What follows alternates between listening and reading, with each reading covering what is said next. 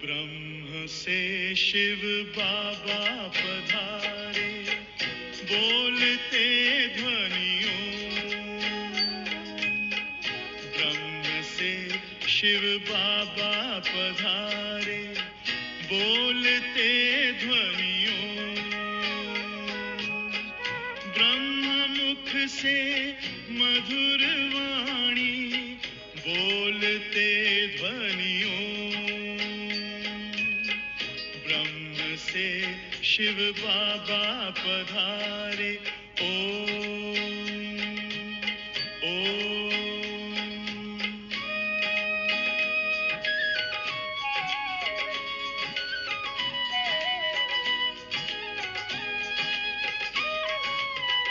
ओम की इस मधुर ध्वनि से किया परिवर्तन। प्रेम शांति सिखा के बदला सभी का जीवन। आदिदेव प्रजापिता श्री बोलते ध्वनियों। ब्रह्मा मुख से मधुर वाणी, बोलते ध्वनियों। ब्रह्म से शिव बाबा पधारे, ओम ओम।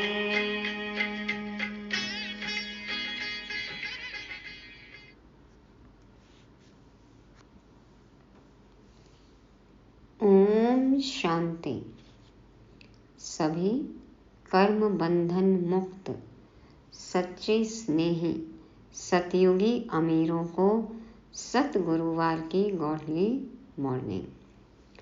पुरुषोत्तम संगम युग, पूरे कल्प का वो समय जब भगवान स्वयं अवतरित हो ब्रह्मा मुख कमल से सच्चा सच्चा गीता ज्ञान सुनाते हैं, और जिसे सुनकर उस पर अमल कर हम देवी देवता बनते हैं। यदि इस बात पर हम ध्यान दें, सदा एक के संग में रहें, तो बेड़ा है पार, नहीं तो विषय सागर में तो सब डूबे ही हुए हैं। तरने का है ये युग, तो सदा याद रहे। शिव का भंडारा भरपूर, काल कंटक दूर। कैसे होता है ये समझेंगे आज। बाबा कहते बीती को चितवो नहीं, पास्ट इज पास्ट। तो पुराना सब कुछ भूल आगे बढ़ना है। आसान है। फिर क्या चिंतन करें, मन बुद्धि कहाँ लगाएं। इसके लिए समझेंगे 25 अप्रैल 2024 की बेहद बाप की समझानी, बेहद गुरु की सतवाणी, सतगुरु की सतवाणी। मीठे बच्चे, यह पुरुषोत्तम युग ही गीता एपिसोड है।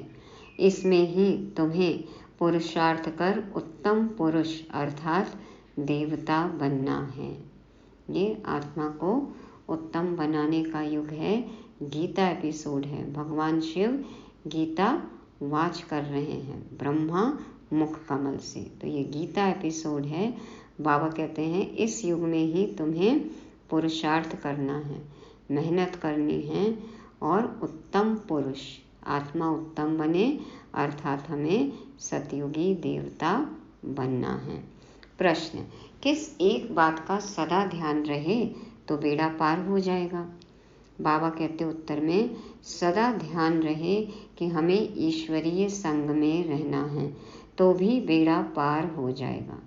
यदि ये याद रहे कि ईश्वरीय संग में रहना है, हमारी सर्व इच्छाएं पूरी करने वाले ईश्वर के संग में ही हमें रहना है, ये ध्यान रहे, ये याद रहे, तो भी हमारा बेड़ा पार है, हम नैया पार लग जाएंगे। अगर संग दोष में आए, संशय आया, तो बेड़ा विषय सागर में डूब जाएगा। क्षीर सागर में जाना है तो बाबा के साथ, और कुसंग में है, संग दोष में है, कोई संशय आया, मूंझ रहे हैं, तो फिर बेड़ा विषय सागर में तो डूबा हुआ है ही, डूब जाएगा। बाप जो समझाते हैं उसमें बच्चों को जरा भी संशय नहीं आना चाहिए। बाप तुम बच्चों को आप समान पवित्र और नॉलेजफुल बनाने आए हैं। बाप के संग में ही रहना है। बाबा हमारे लिए तो आए हैं, हमें अपने समान पवित्र बनाने, नॉलेजफुल बनाने, तो हमें ऐसे बाप के संग में, सत के संग में ही रहना है। ओम शांति। भगवान वाच। बच्चे जानते हैं कि बाप वही राजयोग सिखला रहे हैं जो 5000 वर्ष पहले समझाया था। बच्चों को मालूम है, दुनिया को तो मालूम नहीं है, तो फिर पूछना चाहिए गीता का भगवान कब आया। भगवान जो कहते हैं मैं राजयोग सिखलाकर तुमको राजाओं का राजा बनाता हूँ, वह गीता एपिसोड कब हुआ था, यह पूछना चाहिए। यह बात कोई भी नहीं जानते हैं। तुम अब प्रैक्टिकल सुन रहे हो। गीता का एपिसोड होना भी चाहिए कलयुग अंत और सतयुग आदि के बीच में। आदि सनातन देवी देवता धर्म की स्थापना करते हैं तो जरूर संगम पर ही आएंगे। पुरुषोत्तम संगम युग है जरूर। भल पुरुषोत्तम वर्ष गाते हैं परंतु विचारों को पता नहीं है। भक्ति में हर 2.5 साल के बाद अधिक वर्ष मनाते हैं, अधिक मास मनाते हैं, लेकिन किसकी यादगार है वो? ये संगम युग की यादगार। तो भल पुरुषोत्तम वर्ष गाते हैं परंतु विचारों को पता नहीं है। तुम मीठे मीठे बच्चों को मालूम है उत्तम पुरुष बनाने के लिए, अर्थात मनुष्य को उत्तम देवता बनाने के लिए बाप आकर पढ़ाते हैं। तो वो अधिक वर्ष, अधिक मास में क्या करते हैं? कहते हैं ना जितना धर्म कर सकते हो, एक्स्ट्रा समय मिला है कर लो। तो ये हमें एक्स्ट्रा युग मिला है, कलयुग है सबके लिए, हमारे लिए संगम युग। तो जितना पुरुषार्थ हम कर सकते हैं करना चाहिए। बाबा हमको आकर पढ़ाते हैं मनुष्य को उत्तम देवता बनाने के लिए। मनुष्यों में उत्तम पुरुष ये देवताएं हैं। श्री लक्ष्मी श्री नारायण। मनुष्यों को देवता बनाया इस संगम युग पर। देवताएं जरूर सतयुग में ही होते हैं, बाकी सब हैं कलयुग में। तुम बच्चे जानते हो हम हैं संगम युगी ब्राह्मण। यह पक्का पक्का याद करना है, नहीं तो अपना कुल कभी किसको भूलता नहीं है। कोई अपना घर परिवार खानदान भूलता है क्या? परंतु यहाँ माया भुला देती है। हम ब्राह्मण कुल के हैं, फिर देवता कुल के बनते हैं। अगर यह याद रहे तो बहुत खुशी रहे। तुम पढ़ते हो राजयोग, समझाते हो, अब फिर भगवान गीता का ज्ञान सुना रहे हैं। और प्राचीन योग, कहाँ का प्राचीन योग? भारत का प्राचीन योग देखो गाया हुआ है। तो भारत का प्राचीन योग भी सिखा रहे हैं। हम मनुष्य से देवता बन रहे हैं। बाप ने कहा है काम महाशत्रु है, इन पर जीत पाने से तुम जगत जीत बनते हो। पवित्रता की बात पर कितनी आर्ग्यू करते हैं। पवित्र हो गए, विकार में नहीं गए, दुनिया कैसे बढ़ेगी, बच्चे कैसे होंगे, गृहस्थी कैसे चलेगी, कितनी बहस करते हैं। मनुष्यों के लिए विकार तो जैसे एक खजाना है। देखो बाबा कह रहे हैं विकार जैसे कि एक खजाना है। सोचते हैं ना क्या पा लिया। विकारी तन मन धन सब देखो खजाना समझते हैं। बाबा कहते हैं लौकिक बाप से यह वर्षा मिला हुआ है। बालक बनते हैं तो पहले पहले बाप का यह वर्षा मिलता है। शादी बर्बादी कराते हैं। शादी बर्बादी कराते, देखो आबादी कितनी बढ़ जाती है। बाबा तो कहते हैं ना कलयुग की शादी कितनी बर्बादी है। तो लौकिक पिता से जैसे कि ये वर्षा मिलता है, शादी कराते हैं, विकार में ढकेल देते हैं। और बेहद का बाप कहते हैं काम महाशत्रु है, तो जरूर काम को जीतने से ही जगत जीत बनेंगे। बाप जरूर संगम पर ही आए होंगे। महाभारी महाभारत लड़ाई भी है, हम भी यहाँ जरूर हैं। ऐसे भी नहीं सब फट से काम पर जीत पाते हैं। बाबा ने जैसे ही आगे बताया तो फट से तो संपूर्ण पवित्र हो नहीं गए, मेहनत है। तो ऐसे भी नहीं कि सब फट से काम पर जीत पाते हैं, हर बात में टाइम लगता है। एक बार तो ठान लें, समझ लें, ठान लें, उस पर मेहनत करें तो फिर बाबा भी मदद करते हैं। समय तो लगता ही है ना। मुख्य बात बच्चे यही लिखते हैं कि बाबा हम विषय वैतरणी नदी में गिर गए तो जरूर कोई ऑर्डिनेंस है। बाप का फरमान है काम को जीतने से तुम जगत जीत बनेंगे। विषय वैतरणी नदी में गिर गए माना गिरना नहीं था ना, वहाँ पे विकारों की दुनिया में तो जाना ही नहीं है, ऑर्डिनेंस नहीं है, फरमान नहीं है, श्रीमत नहीं है। तो बाप का फरमान है काम को जीतने से तुम जगत जीत बनेंगे। ऐसे नहीं जगत जीत बनकर फिर विकार में जाते होंगे। पवित्रता है ना वहाँ पे, तो संपूर्ण निर्विकारी है सतयुग में। तो जगत जीत या लक्ष्मी नारायण हैं, इनको कहा जाता है संपूर्ण निर्विकारी। देवताओं को सब निर्विकारी कहते हैं। जिसको तुम राम राज्य कहते हो वह है वाइसलेस वर्ल्ड, यह है विशेष वर्ल्ड, अपवित्र गृहस्थ आश्रम। बाबा ने समझाया है तुम पवित्र गृहस्थ आश्रम के थे। आश्रम माना जहाँ पवित्रता। अब 84 जन्म लेते लेते अपवित्र बने हो। 84 जन्मों की ही कहानी है। नई दुनिया जरूर ऐसी वाइसलेस होनी चाहिए। भगवान जो पवित्रता का सागर है वही स्थापना करते हैं। फिर रावण राज्य भी जरूर आना है। नाम ही है राम राज्य और रावण राज्य। रावण राज्य माना ही आसुरी राज्य। अभी तुम आसुरी राज्य में बैठे हो। यह लक्ष्मी नारायण है दैवी राज्य की निशानी। तुम बच्चे प्रभात फेरी आदि निकालते हो। प्रभात फेरी निकालते हैं, जुलूस निकालते हैं। प्रभात सवेरे को कहा जाता है। उस समय मनुष्य सोए रहते हैं, इसलिए देरी से निकालते हैं। प्रदर्शनी भी अच्छी तब हो जब वहाँ सेंटर भी हो, जहाँ आकर समझें कि काम महाशत्रु है, इन पर जीत पाने से जगत जीत बनेंगे। लक्ष्मी नारायण का चित्र साथ में जरूर होना चाहिए, ट्रांसलाइट का। इनको कभी भूलना नहीं चाहिए। एक यह चित्र और सीढ़ी, देखो इन चित्रों पर आसानी से समझा सकते हैं। ट्रक में जैसे देवियों को निकालते हैं, ऐसे तुम यह 2-3 ट्रक सजाकर उसमें मुख्य चित्र निकालते हो तो अच्छा लगता है। शिव जयंती पे भी देखो प्रभात फेरी निकालते हैं। दिन प्रतिदिन चित्रों की वृद्धि भी होती जाती है। तुम्हारा ज्ञान वृद्धि को पाता रहता है। बच्चों की भी वृद्धि होती जाती है। उसमें गरीब साहूकार सब आ जाते हैं। शिव बाबा का भंडारा भरता जाता है। जो भंडारा भरते हैं उनको वहाँ रिटर्न में कई गुना मिल जाता है। बाबा के बॉक्स में कौन कब क्या डाल दे, हाँ किसी को नहीं पता ना। सावल शाह की हुंडी देखो भरी की भरी रहती है। तो डालना है शिव बाबा के बॉक्स में या फिर अपना भाग्य बनाना है। वो शिव बाबा तो अभोक्ता है। तो बाबा कहते हैं कि जो भंडारा भरते हैं उनको वहाँ रिटर्न में कई गुना मिल जाता है। तब बाप कहते हैं मीठे मीठे बच्चों, तुम हो पद्मा पदम पति बनने वाले, सो भी 21 जन्मों के लिए। तो डोनेशन तो नहीं है ना, परिवार में कंट्रीब्यूशन होता है। हम सब आपस में भाई बहन, और देखो हमारे ऊपर ही खर्च होता है।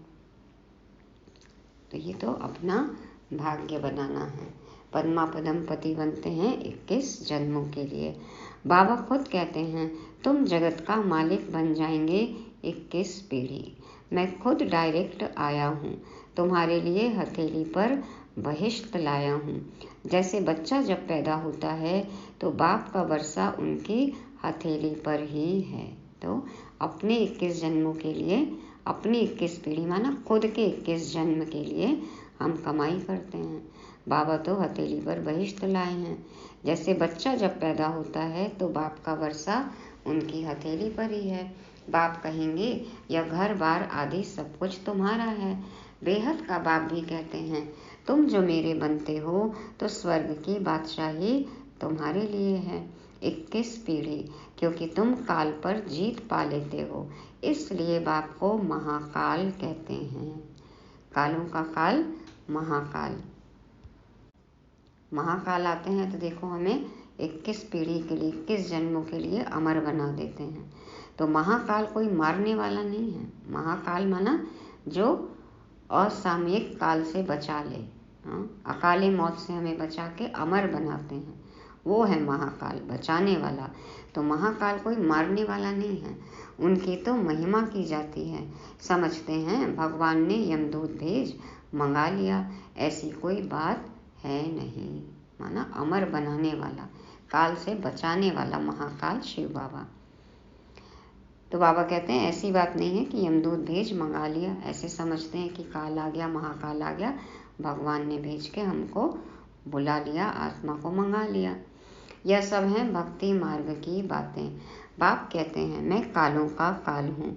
पहाड़ी लोग महाकाल को भी बहुत मानते हैं। महाकाल के मंदिर भी हैं, उज्जैन में है ना, देखो महाकाल का मंदिर। ऐसे झंडियाँ लगा देते हैं। तो बाप बैठ बच्चों को समझाते हैं, यह भी समझते हो कि राइट बात है।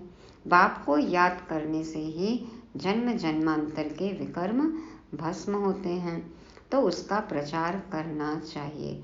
कुंभ के मेले आदि बहुत लगते हैं ना, प्रयागराज में, नासिक में, उज्जैन में।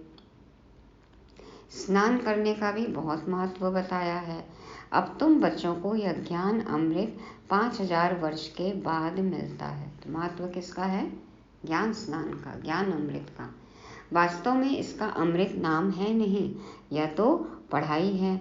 यह सब है भक्ति मार्ग के नाम। अमृत नाम सुनकर चित्रों में पानी दिखाया है। बाप कहते हैं मैं तुमको राजयोग सिखलाता हूँ।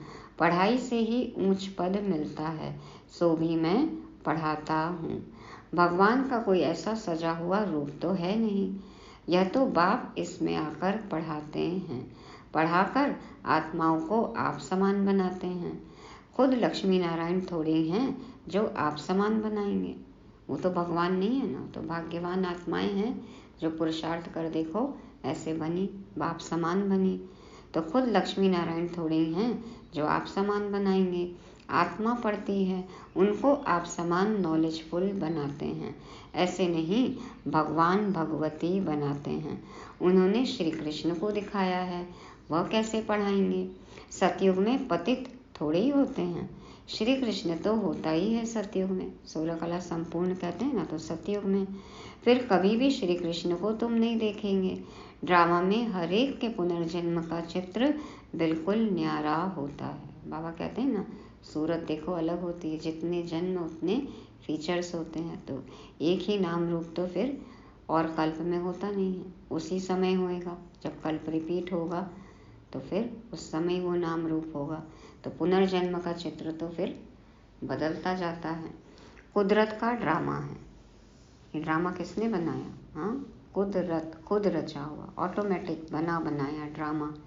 बनी बनाई बन रही, नई कुछ बननी नहीं। तो ड्रामा बनाया किसने? वैसे हम जो कर्म करते हैं वही ड्रामा बन जाता है ना, वही शूटिंग होती है। जो पास्ट होता जाता है वो ड्रामा बनता जाता है। ये है कि फिर हम जो पहले किए हैं वही हम करते हैं। इसलिए कहा जाता है कि बनी बनाई बन रही, नई कुछ बननी नहीं। तो हमें तो नहीं पता ना कि हमने क्या बनाया है, तो जो हम बनाएंगे वो बनता जाएगा। अब वो अलग बात है कि जो हमने पहले किया हुआ है वही हम करेंगे, लेकिन हमें तो पता नहीं कि हम क्या करके आए थे। इसलिए पुरुषार्थ करना है। तो बाबा कहते हैं बनी बनाई बन रही, नई कुछ बननी नहीं।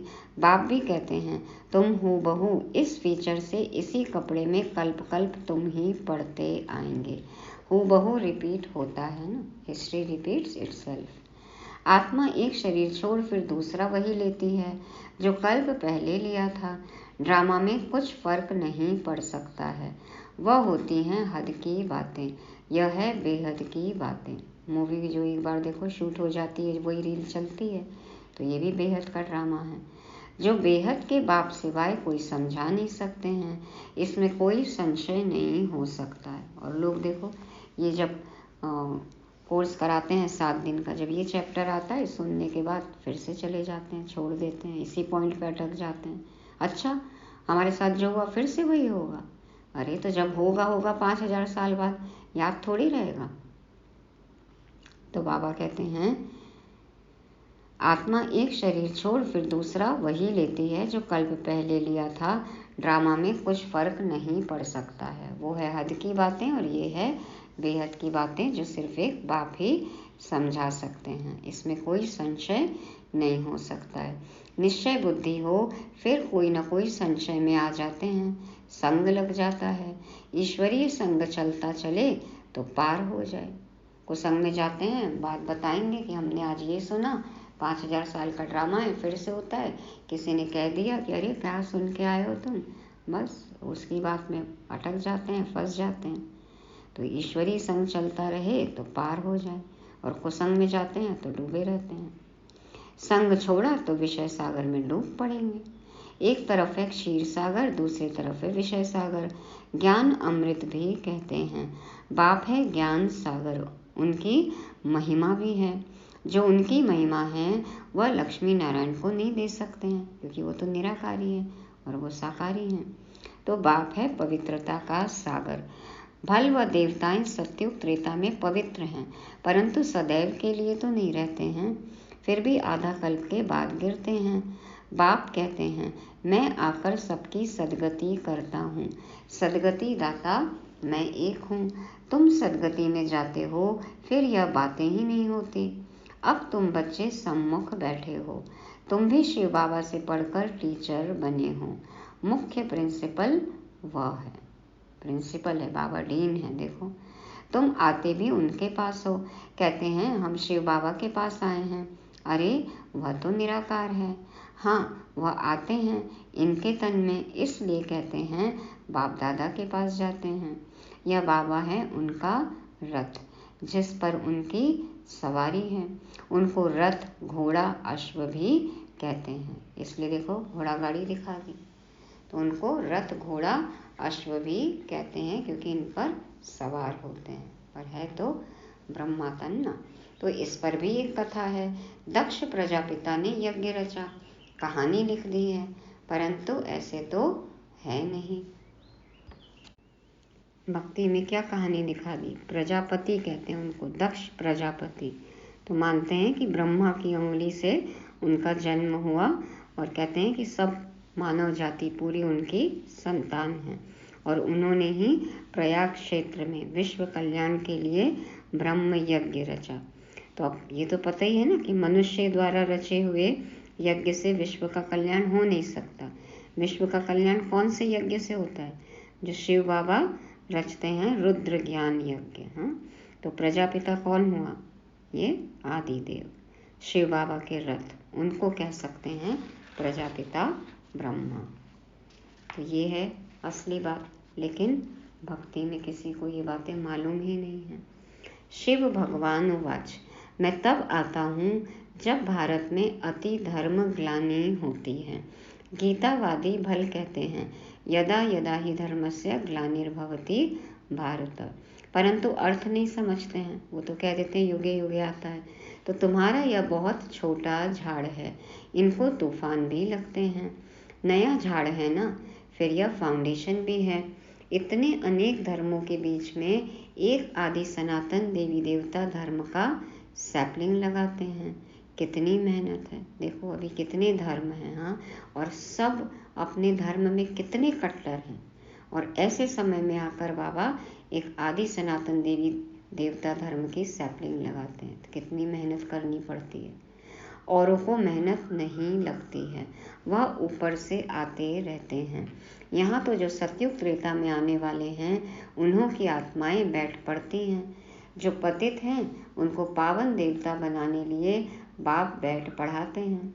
गीता तो यह भी बहुत पढ़ते थे ब्रह्मा बाबा दादा लेखराज जी। हाँ, 12 गुरु की रोज गीता पाठ करते थे, रखते थे अपनी जेब में गीता। जैसे अब आत्माओं को याद कर दृष्टि दी जाती है तो पाप कट जाए। भक्ति मार्ग में फिर गीता के आगे जल रखकर बैठ पड़ते हैं, समझते हैं पितरों का उद्धार होगा, इसलिए पितरों को याद करते हैं, अपने पूर्वजों को याद करते हैं। भक्ति में गीता का बहुत मान रखते थे। अरे बाबा कोई कम भक्त था क्या? ब्रह्मा बाबा रामायण आदि सब पढ़ते थे, बहुत खुशी होती थी। वह सब पास्ट हो गया। देखो, पास्ट इज पास्ट। सत्य ज्ञान समझ में आ गया तो सबको बाबा ने बिंदी लगा दी, ओम शांति कर दिया, फुल स्टॉप। अब बाप कहते हैं बीती को चितवो नहीं, सब पास्ट हो गया ना, बीती को चितवो नहीं, जो बीत गया वो बीत गया, उसको अब चित्त में, मन बुद्धि में नहीं रखो, उसके बारे में नहीं सोचो, बुद्धि से सब निकाल दो। बाबा ने स्थापना, विनाश और राजधानी का साक्षात्कार कराया तो वह पक्का हो गया, निश्चय हो गया ना। देखो, उसी का फायदा निश्चय बुद्धि विजयंती, साक्षात्कार कराया बाबा ने। तो यह सब खलास होना है, यह पता नहीं था। बाबा ने समझा यह सब होगा, देरी थोड़ी है, हम जाकर फलाना राजा बनूंगा। पता नहीं बाबा क्या क्या समझते रहते थे। तुम बच्चे जानते हो बाबा की प्रवेशता कैसे हुई। एकदम से शिव बाबा की एंट्री हुई ब्रह्मा बाबा में, तो उनको भी तो नहीं समझ में आया ना थोड़े समय तक। धीरे धीरे फिर बाबा ने साक्षात्कार कराया, समझाया, जो आजकल कहें कि उनको कॉन्फिडेंस में लिया कि कैसे उनके थ्रू क्या काम करेंगे शिव बाबा। हाँ, तब तो फिर हुआ ना, एकदम से तो उनको भी नहीं समझ में आया। तो बाबा कहते हैं तुमने तो इतिहास पढ़ा है, सुना है, जानते हो कि शिव बाबा की प्रविष्टा कैसे हुई। यह बातें मनुष्य नहीं जानते हैं। ब्रह्मा विष्णु शंकर का नाम तो लेते हैं, परंतु इन तीनों में से भगवान किसमें प्रवेश करते हैं अर्थ नहीं जानते। बाबा आए ना, कहा ना, निजानंद स्वरूपम अहम शिवोहम, आनंद स्वरूपम निजानंद स्वरूपम अहम शिवोहम, ज्ञान स्वरूपम अहम शिवोहम, प्रकाश स्वरूपम अहम शिवोहम। तो ब्रह्मा तन में एंट्री हुई, ब्रह्मा तन में प्रवेशता हुई। तो मनुष्य तो जानते नहीं ये सब बातें। वो लोग तो विष्णु का नाम लेते हैं कि विष्णु के तन में भगवान आते हैं, विष्णु अवतार है, विष्णु भगवान है। अब वह तो है देवता, वह कैसे पढ़ाएंगे। बाबा खुद बतलाते हैं, मैं इनमें प्रवेश करता हूँ, इसलिए दिखाया है ब्रह्मा द्वारा स्थापना। ब्रह्म से शिव बाबा पधारे, बोलते ध्वनि ओम। तो ब्रह्मा द्वारा स्थापना, वह पालना और वह विनाश, यह बड़ी समझने की बातें हैं। भगवान उवाच, मैं तुमको राजयोग सिखलाता हूँ। वह भगवान कब आया जो राजयोग सिखलाया और राजाई पद दिलाया, यह अभी तुम समझते हो। 84 जन्मों का राज भी समझाया है, पूज्य पुजारी का भी समझाया है। विश्व में शांति का राज्य इन लक्ष्मी नारायण का था ना, जो सारी दुनिया चाहती है। जब लक्ष्मी नारायण का राज्य था तो उस समय सब शांति धाम में थे। अब हम श्रीमत पर यह कार्य कर रहे हैं, अनेक बार किया है और करते रहेंगे। यह भी जानते हैं कोटों में कोई निकलेगा, कोटों में कोई और कोई में भी कोई। अभी कल बताया ना बाबा ने, है ना, राजाई आत्माएं जो राजाई पद पाएंगी, वारिस आत्माएं, वो कोटों में कोई, कोई में भी कोई। देवी देवता धर्म वालों को ही टच होगा। प्रजा तो फिर धीरे धीरे बहुत ही बन रही है, बनती जाएगी। तो देवी देवता धर्म वालों को ही टच होगा। भारत की ही बात है, जो इस कुल के होंगे वह निकल रहे हैं और निकलते रहेंगे। जैसे तुम निकले हो वैसे और प्रजा भी बनती रहेगी। जो अच्छा पढ़ते वह अच्छा पद पाते हैं। मुख्य है, मुख्य क्या है, पद कैसे मिलेगा, ज्ञान योग। योग के लिए भी ज्ञान चाहिए, समझ कर योग लगाना है ना, नहीं तो ऐसे तो भगवान को भक्ति में पुकारते ही आए। लेकिन पहला सब्जेक्ट क्या है, ज्ञान योग। तो हमारा योग, हमारी याद किस पर आधारित हो, ज्ञान पे, यथार्थ याद करना है।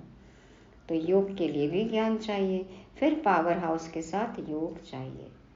समझना है, पावर हाउस से कनेक्ट रहना है, तब तो बैटरी चार्ज होगी। योग से विकर्म विनाश होंगे और एवर वेल्दी और एवर हेल्दी बनेंगे। योग से विकर्म विनाश होंगे और हेल्दी वेल्दी बनेंगे, पास विद ऑनर भी होंगे। तो ज्ञान योग धारणा सेवा क्या बनाती है हमें? Healthy wealthy pass with honour और विकर्मा जीत निर्विकारी। इसलिए हमेशा पावर हाउस से कनेक्ट रहना।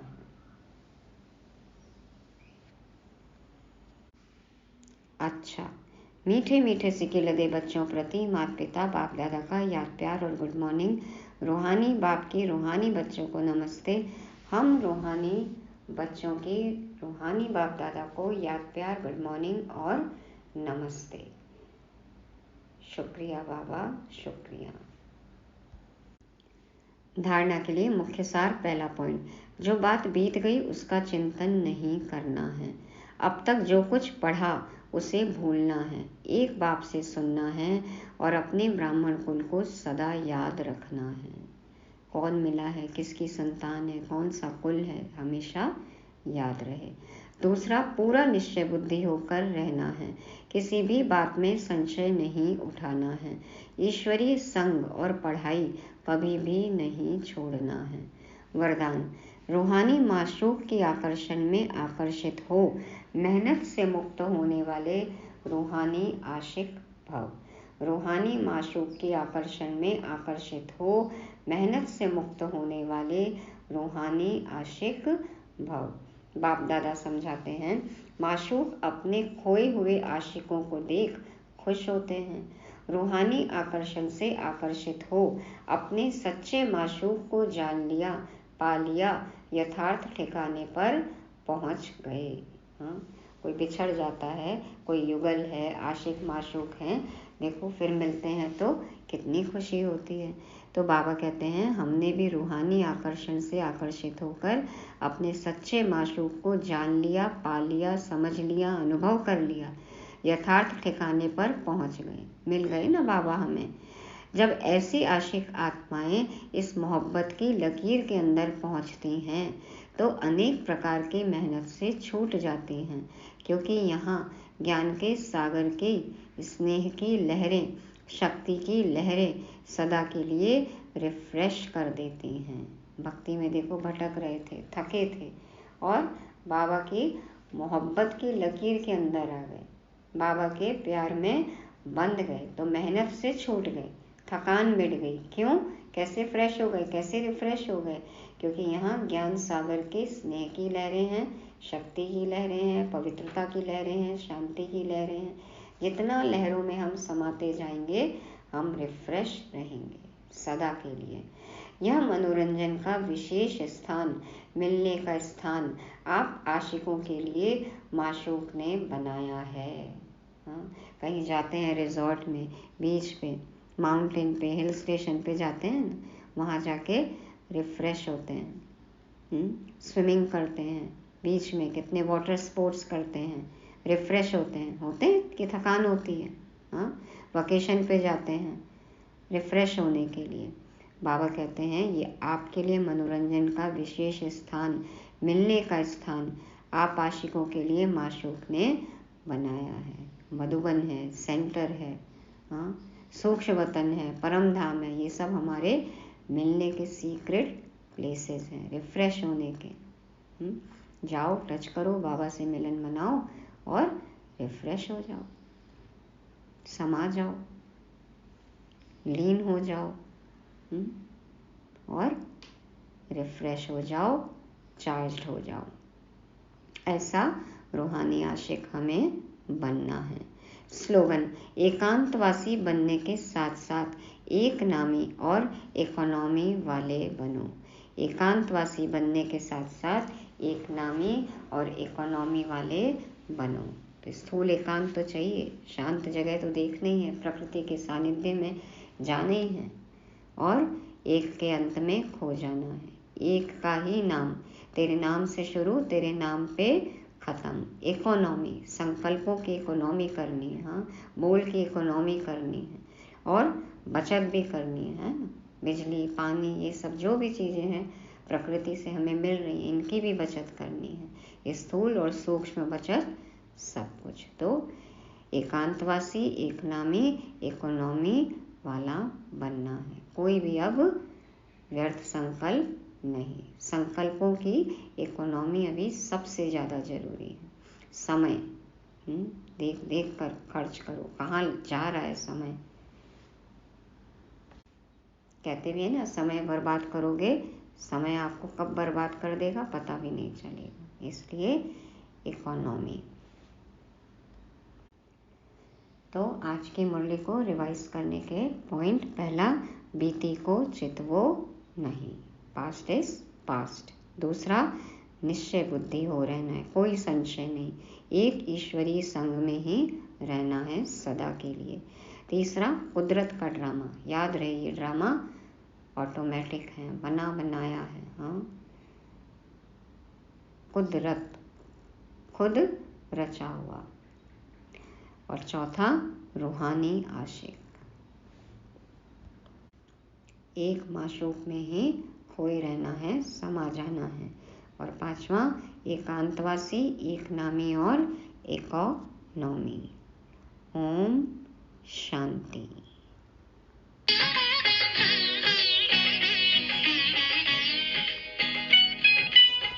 सोहनी सूरत मोहनी मूरत, ज्ञान के मोती,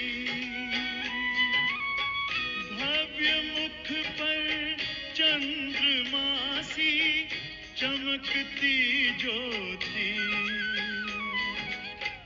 दिव्य दर्शन दिव्य वाणी, बोलते ध्वनियों,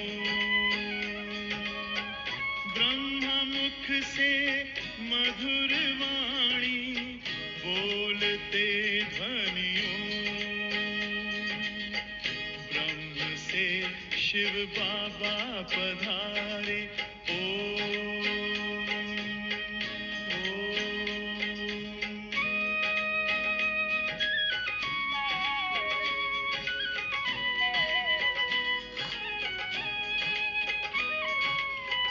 विश्व में थी पाप की जब घटा छाई,